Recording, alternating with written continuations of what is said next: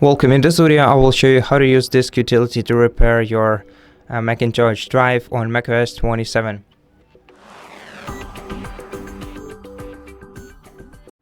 So if you have access to your system, all you have to do is simply open the Spotlight by pressing Command and Spacebar simultaneously, and then search for disk utility. And once you find it, open it. Now here, to quickly repair your disk, you simply have to select it on the sidebar and select First Aid, and then run the First Aid. Continue and give your laptop a moment. Usually it takes up to a couple of minutes for this operation to be performed, and this usually resolves most of the issues related with system disk.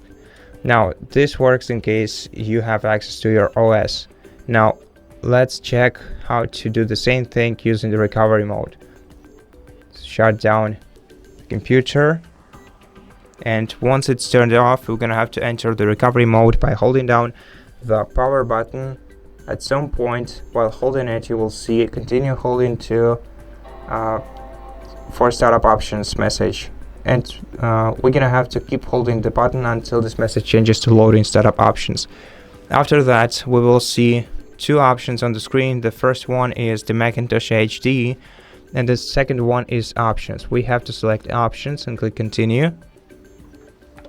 Then you're gonna have to sign into your account, and in this menu select disk utility, and then once again just select First Aid, run this First Aid, click continue, wait for a minute until this operation is finished, tap done, exit this menu, then select the Apple menu in the top left corner of the screen and select Restart to reboot your computer. And that's it. Thank you for watching this video. If it helped you, please consider subscribing to our channel, leave us a like and a comment below, and I'll see you in the next one.